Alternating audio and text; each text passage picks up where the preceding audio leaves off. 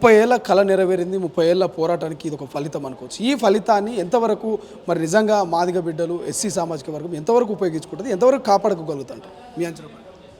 ఉపయోగించుకోగలుగుతుంది. ఎందుకంటే సామాజిక న్యాయము అనేది వందల సంవత్సరాలుగా దానికోసం పోరాటం జరుగుతూ ఉన్నది. అరిస్టాటిల్, రూసో లాంటి వాళ్ళు, రూసో సోషల్ కాంట్రాక్ట్ థియరీని ప్రవేశపెట్టాడు ప్రపంచంలో మొట్టమొదలు. ఆయన సామాజిక న్యాయం భావన తీసుకొచ్చిన వాడు. సమాజానికి రాజ్యానికి మధ్యన ఒక ఒప్పందం జరగాలి, ఆ ఒప్పందం ప్రకారం రాజ్యం నడవాలి, రాజ్య యంత్రాంగం నడవాలి అని చెప్పాడు. అది రాను రాను ప్రజాస్వామిక దేశాల్లో సామాజిక న్యాయం అనే భావన వచ్చింది. ముఖ్యంగా భారతదేశంలో కుల వ్యవస్థ ఉన్న చోట, అణచివేత ఉన్న చోట, ఆర్థిక అసమానతలు, రాజకీయ అసమానతలు ఉన్న చోట సామాజిక న్యాయ భావాన్ని తీసుకొచ్చిన వాడు మహాత్మా జ్యోతిరావు పూలే. మహాత్మా జ్యోతిరావు పూలే ఆ తర్వాత ఆయనకు సమకాలికులు ఉన్నటువంటి వాళ్ళు సావు మహారాజు మొట్టమొదలు రిజర్వేషన్లు అమలు చేశాడు ఇక్కడ. ఆ తర్వాత అంబేద్కర్ వచ్చాక దీనికోసం చట్టబద్ధంగా రాజ్యాంగంలో రిజర్వేషన్లు పొందుపరిచాడు. అంబేద్కర్ చెప్పాడు, రాజ్యాంగ ఫలాలు చిట్ట చివరి మనిషికి అందినప్పుడే సామాజిక న్యాయం నెరవేరినట్టు లెక్క. చిట్ట చివరి మనిషి అంటే ఎవరు? భారతదేశంలో అన్ని కులాలతో పోల్చుకున్నప్పుడు చిట్ట చివరి మనిషి అంటే దళితులు. దళితుల్లో చివరి మనిషి ఎవరు? మాదిగలు. మాదిగలో చివరి మనిషి ఎవరు? డక్కలోళ్ళు. కనుక సింధోళ్ళకు, మాస్టోళ్ళకి, డక్కలోళ్ళకి, బుడగజంగాలకి, వీళ్ళందరికీ సామాజిక న్యాయం జరగాలని మాదిగ రిజర్వేషన్ పోరాట సమితి పోరాటం చేసింది. మాదిగలకి న్యాయం జరగాలని కాదు, మాదిగలకి కూడా న్యాయం జరుగుతుంది.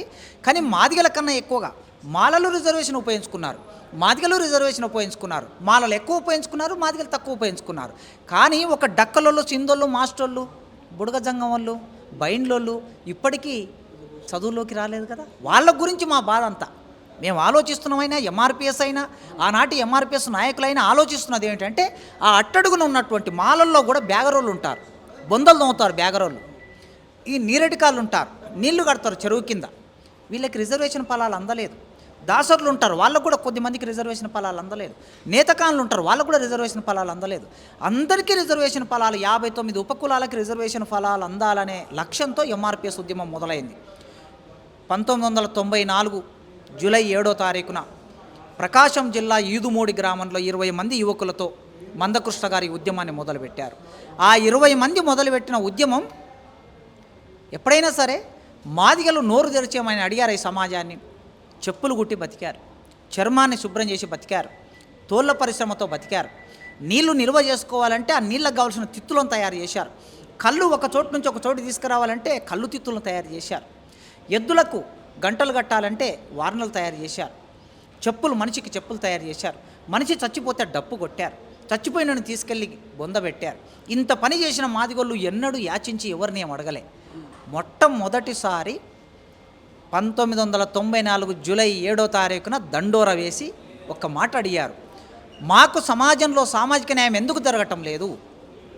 సమాజంలో ఉత్పత్తిలో భాగమైన వాళ్ళం మేమెందుకు చదువులో లేము? మేమెందుకు ఉద్యోగాల్లో లేము? మేమెందుకు ఎమ్మెల్యేలు లేము? మేమెందుకు ఎంపీలుగా లేము? మాకెందుకు భూమి మీద హక్కు లేదు? మాకెందుకు సంపద మీద హక్కు లేదని మాదిగలు ఒక్కసారి దండోర వేసి లక్షలాది మంది ప్రజలు హైదరాబాదుకు వచ్చి హైదరాబాదు నగరాన్ని దిగ్బంధం చేసి ఆ అంటరాని పాదాలతో ఈ హైదరాబాదు నగరాన్ని పావనం చేశారు మాదిగలు. ఆ పోరాటం ఇచ్చిన స్ఫూర్తితో ఇవాళ ఉద్యమం ఈ స్థాయికి వచ్చింది. సుప్రీంకోర్టు ఆ తీర్పు ఇవ్వడానికి కూడా మొత్తం పోరాట క్రమంలోనే అది జరిగింది. ఇంత చైతన్యం అయ్యారు మాదిగలు. చెత్రి కింద, చిల్లులు పడిన చెత్రి కింద తల వంచి చెప్పులని, తెగిపోయిన చెప్పులని ముడుచుకోవడమే తప్ప తలెత్తి ఎనడైనా అడిగారా? ఇవాళ అడిగారు. కనుక ఈ 30 ఏళ్ళు జరిగిన పోరాటం ఇచ్చిన చైతన్యంతో మాదిగలు తప్పనిసరిగా వర్గీకరణ చట్టాన్ని అమలు చేసుకుంటారు. చేసుకోగలిగిన కెపాసిటీ వాళ్ళకున్నది, పోరాటం చేయగలిగిన కెపాసిటీ వాళ్ళకున్నది. ఆ ఫలాలను అనుభవిస్తారు. అనుభవించడంతో పాటు ఇతర సమాజానికి కూడా ఆ ఫలాన్ని వర్తింపచేసే విధంగా మాదిగలు కొట్లాడతారు.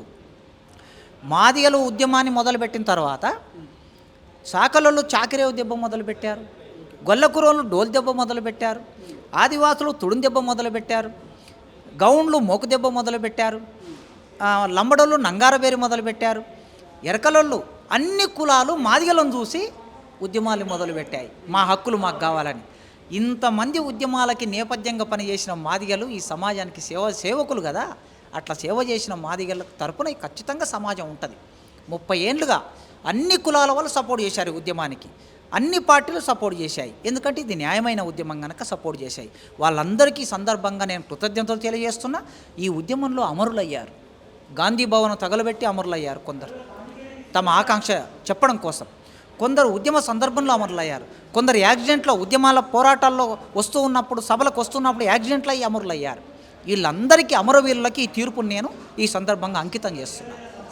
Thank you so much. ఇది ఎంతోమంది అమరుల త్యాగాల ఫలితంగా ఇవాళ ఇక సుప్రీంకోర్టు తీర్పునిచ్చింది. ఖచ్చితంగా మాదిగా వెనకబడిన సామాజిక వర్గాలు ఈ తీర్పును ఖచ్చితంగా శిరస వహించి స్వాగతం పలుకుతూ ఖచ్చితంగా ఉపయోగించుకుంటారన్నటువంటి రీతిలో ప్రొఫెసర్ కాసిం చెప్తున్నటువంటి పరిస్థితి. చూద్దాం భవిష్యత్తులో ఎటువంటి రెవల్యూషన్ రాబోతుంది, ఏ విధంగా దీన్ని ఉపయోగించుకోబోతున్నారు. కెమెరా పర్సన్ అజార్తో శ్రీశైలం, తొలి వెలుగు, హైదరాబాద్. అసలైన తొలి వెలుగు. ఫాలో వాట్సాప్ @తొలి వెలుగు official.